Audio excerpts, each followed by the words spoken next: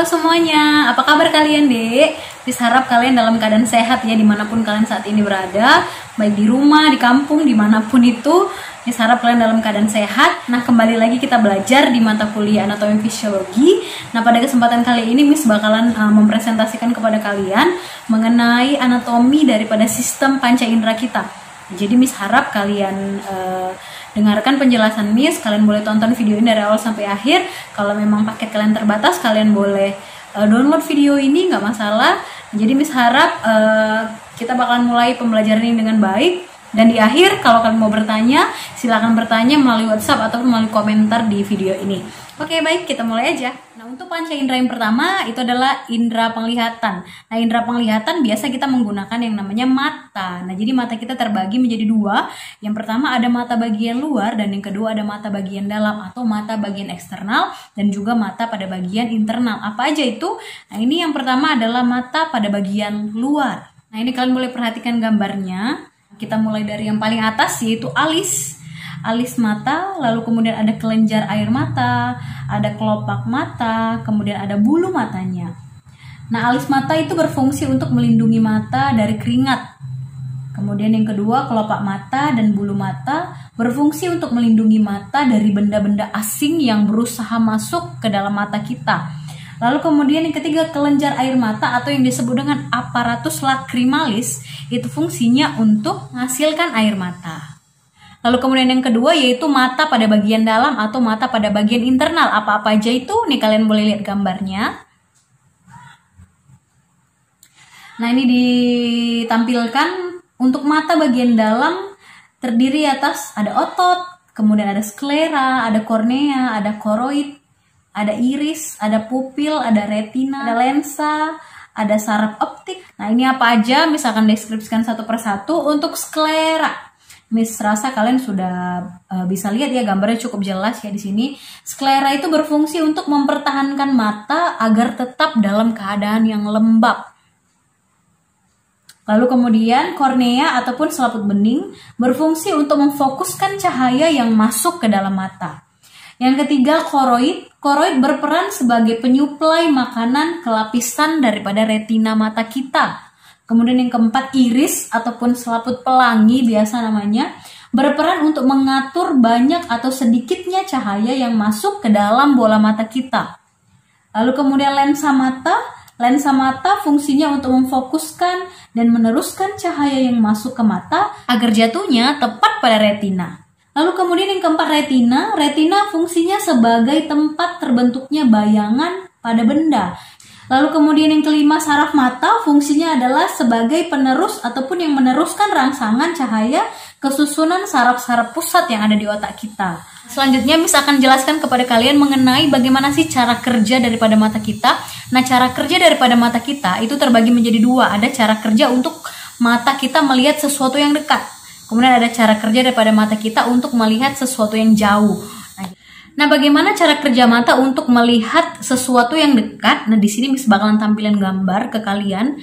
Nah, ini ada gambar mata, bagaimana mata kita menerima sesuatu ataupun melakukan suatu kerja untuk melihat sesuatu yang dekat.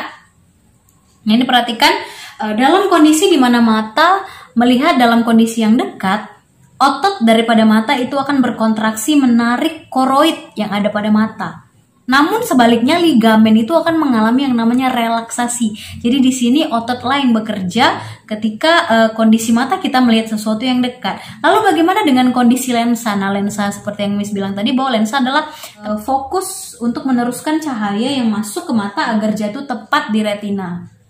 Nah, di sini perhatikan bagaimana kondisi lensa ketika kita ataupun mata kita melihat sesuatu yang dekat. Lensa kita akan mengalami yang namanya penebalan dan juga mencembung sehingga memfokuskan cahaya dari benda-benda yang dekat gitu. Jadi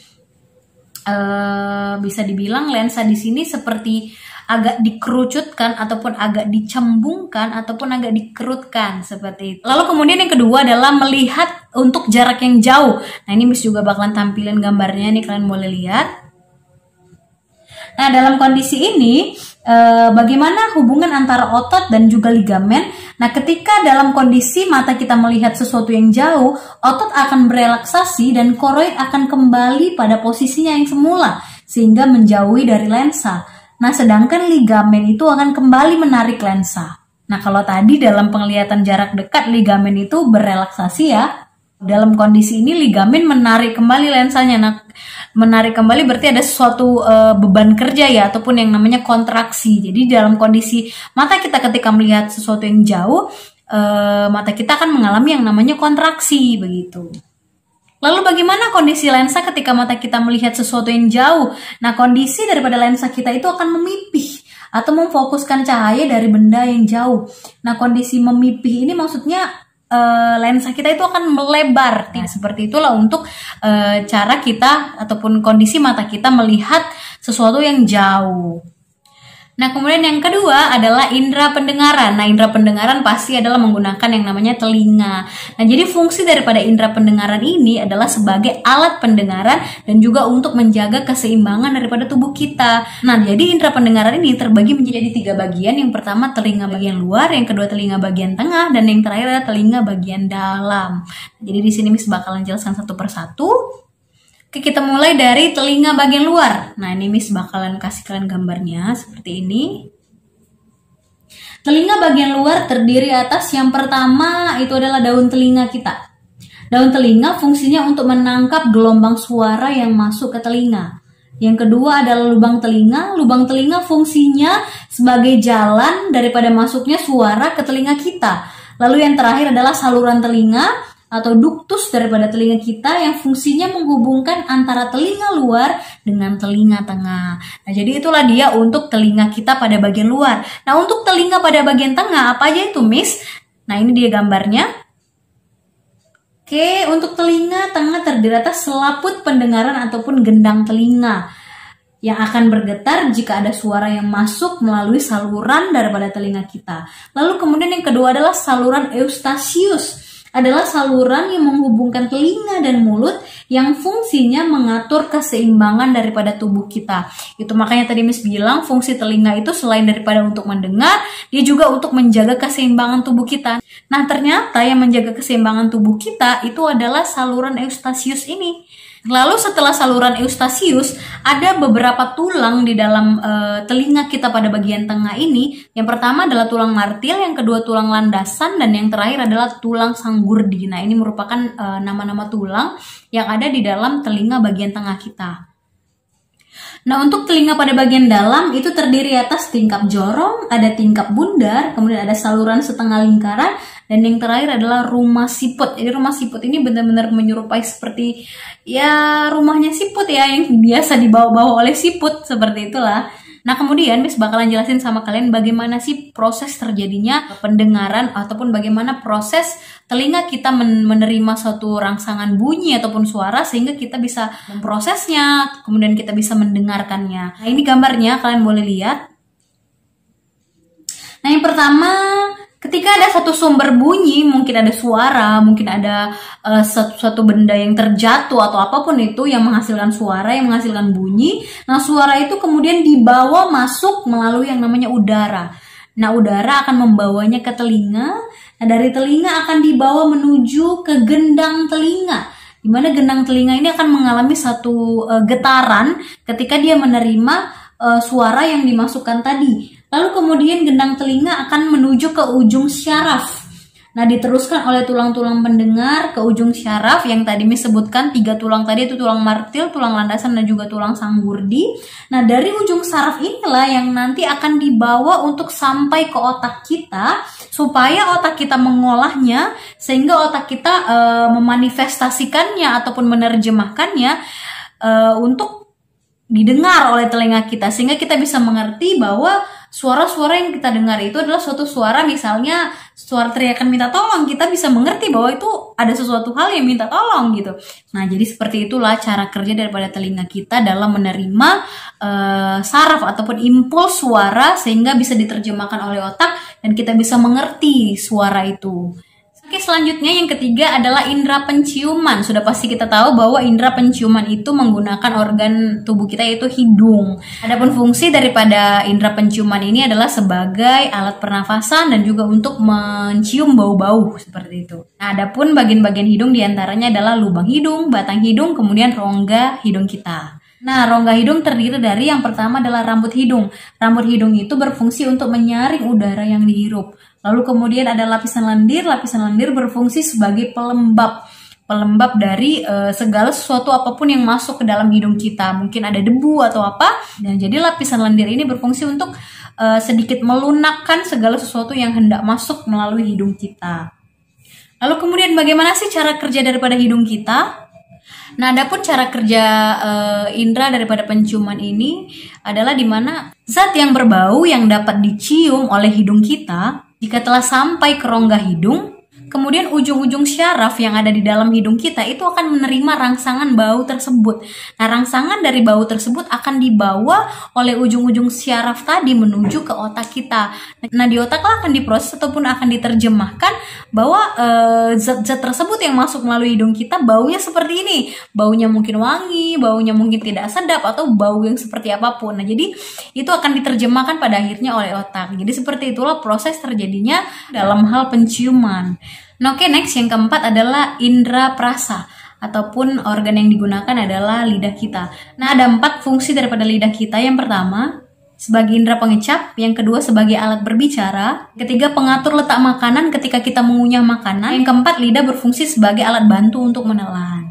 Nah, itu dia fungsi daripada indera pengecap kita ataupun lidah kita ataupun indera perasa kita. Ini Miss tampilkan ke kalian gambarnya, ini kalian boleh lihat. Nah, pada permukaan lidah ini itu terdapat yang namanya papila. Nah, di dalam papila ini itu terdapat saraf-saraf pengecat ataupun selaput yang berlendir. Nah, akibat daripada adanya papila inilah yang membuat kita bisa mengecap segala macam rasa. Ada rasa asin, manis, asam, pahit, kemudian mungkin pedas. Jadi semua itu akibat karena ada papila tadi. Di mana papila inilah yang menghantarkan saraf untuk diterjemahkan ke otak. Nah, untuk bagian-bagian lidah berdasarkan kemampuan daripada setiap saraf itu berbeda-beda. Dimana tadi Miss bilang saraf-sarafnya itu ada di dalam papila-papila yang tadi. Nah, untuk papila-papila yang tersebar di bagian paling pangkal lidah itu akan mampu untuk mengecap rasa pahit. Untuk papila yang menyebar di bagian kiri dan kanan lidah kita, nah itu bisa mengecap rasa asin dan juga asam. Lalu kemudian untuk papila yang menyebar di bagian depan ataupun ujung lidah kita, nah itu dapat menerima rangsangan rasa manis. Nah, lalu bagaimana sih kerja lidah di dalam mulut kita dalam mengendalikan fungsinya sebagai alat pengecap? Nah, untuk segala sesuatu baik itu makanan maupun minuman yang masuk ke dalam mulut dapat merangsang saraf-saraf yang ada pada lidah. Seperti yang Miss bilang tadi bahwa saraf-saraf itu ada di dalam papila tadi ya. Nah, saraf-saraf inilah yang akan mengantarkan suatu pesan ataupun impuls ke dalam otak, sama seperti indera-indera yang tadi. Nah, di dalam otak itu akan diterjemahkan, akan diolah, lalu kemudian diberitahulah bahwa makanan yang kita makan itu ada rasanya, mungkin rasa manis, asam, asin, pahit dan lain sebagainya. Jadi seperti itu, sama saja sih proses daripada kerja lidah ini ataupun indera perasa ini sama seperti indera-indera yang lain, harus diterjemahkan terlebih dahulu melalui otak kita. Nah, itu dia untuk indera perasa ataupun lidah kita. Nah, oke, untuk indera yang kelima itu adalah indera peraba ataupun yang digunakan oleh kulit kita. Nah, adapun beberapa daripada fungsi kulit kita, yang pertama sebagai indera peraba, udah pasti ya. Kemudian yang kedua sebagai pelindung daripada tubuh kita untuk melapisi dan juga pastinya melindungi tubuh kita. Kemudian yang ketiga sebagai bagian dari tubuh kita yang memiliki satu nilai ataupun unsur estetika ataupun keindahan. Lalu kemudian apa aja sih bagian-bagian kulit? Nah, jadi kulit kita terdiri dari 2 lapisan. Yang pertama adalah lapisan luar dan lapisan bagian dalam. Nah, untuk lapisan luar atau yang biasa disebut dengan epidermis, itu terdiri atas kulit ari dan juga lapisan malpighi. Nah, untuk kulit ari berfungsi mencegah masuknya bakteri dan tempat penguapan air dari dalam tubuh. Lalu kemudian yang kedua ada lapisan Malpighi. Lapisan Malpighi ini merupakan satu lapisan yang disebut dengan stratum basale. Jadi ada beberapa stratum tingkatan daripada lapisan kulit kita. Nah, Miss mau kalian cari itu ada 5 lapisan kulit kita. Salah satunya adalah stratum basale. Jadi Malpighi ini merupakan sama fungsinya dengan stratum basale. Lalu kemudian kita masuk ke lapisan dalam atau yang disebut dengan dermis. Terdiri atas saraf rangsangan yang berfungsi sebagai sensor peraba. Lalu kemudian ada pembuluh darah, ya jelas di kulit kita ada pembuluh darah. Kemudian ada zat melanin yang berfungsi sebagai penangkal sinar ultraviolet yang berbahaya dan sebagai zat warna pada permukaan kulit kita. Lalu kemudian ada jaringan lemak yang berfungsi untuk mengendapkan air di kulit agar kulit tetap lembab. Lalu kemudian ada kelenjar keringat yang berfungsi untuk mengeluarkan keringat. Nah, jelas ya kita kalau berkeringat itu melalui kulit atau yang disebut dengan kelenjar sudorifera. Lalu kemudian ada kelenjar minyak ataupun kelenjar sebasea yang berfungsi untuk melumasi kulit kita agar tidak kering. Nah, lalu bagaimana sih cara kerja daripada kulit kita? Nah, pertama sekali kulit menerima rangsangan melalui ujung-ujung saraf yang indera peraba kita. Lalu rangsangan itu diubah dalam bentuk impuls. Impuls itu seperti pesan, seperti message. Lalu kemudian message itu diteruskan ke dalam otak melalui saraf. Lalu sesampainya di otak, impuls tadi akan diproses di otak, kemudian diterjemahkan dan kemudian otak mengirimkannya kembali dengan memberi perintah ke tubuh untuk menanggapi rangsangan tersebut. Nah, seperti itulah cara kerja daripada indera peraba kita ataupun kulit kita. Nah, jadi itu dia sistem panca indera yang udah menjelaskan ada 5 panca indera kita. Ada indera penglihatan, indera pendengaran, penciuman, indera peraba, dan indera perasa. Jadi Miss harap apa yang Miss jelaskan itu bermanfaat. Nah, sebelum kalian bertanya, Miss bakalan kasih tugas sama kalian tentang tadi kan dalam cara kerja di tiap-tiap alat indera, Miss sebutin ada syaraf. Nah, jadi ini ada kaitannya dengan pembelajaran kita di topik persyarafan kemarin ataupun sistem saraf. Miss ada jelasin kan tentang 12 sistem saraf pusat ke kalian. Nah, jadi di sini Miss mau kalian cari apa sih nama-nama saraf yang menghubungkan antara tiap-tiap indera ke otak kita. Nah, jadi Miss mau kalian sebutin seperti misalnya indera penglihatan yang menghubungkan itu saraf apa, kemudian indera pendengaran saraf apa aja, indera penglihatan saraf apa aja, indera peraba saraf apa, indera perasa saraf apa. Jadi Miss mau kalian sebutin satu persatu nama-nama sarafnya dan kalian jawab jawabannya di WhatsApp. Tulis nama kalian, NIM kalian, lalu jawaban kalian. Oke, jadi buat yang bertanya juga boleh silahkan bertanya di WhatsApp ataupun bertanya di komentar video YouTube ini. Oke, mungkin itu aja ya. Jikalau ada yang tidak jelas, kalian boleh bertanya. Ya, jadi Miss tutup, bisa akhiri pembelajaran kita hari ini mengenai sistem panca indera. Jadi Miss harap pertemuan kita hari ini bermanfaat. Tetaplah kalian jaga kesehatan dan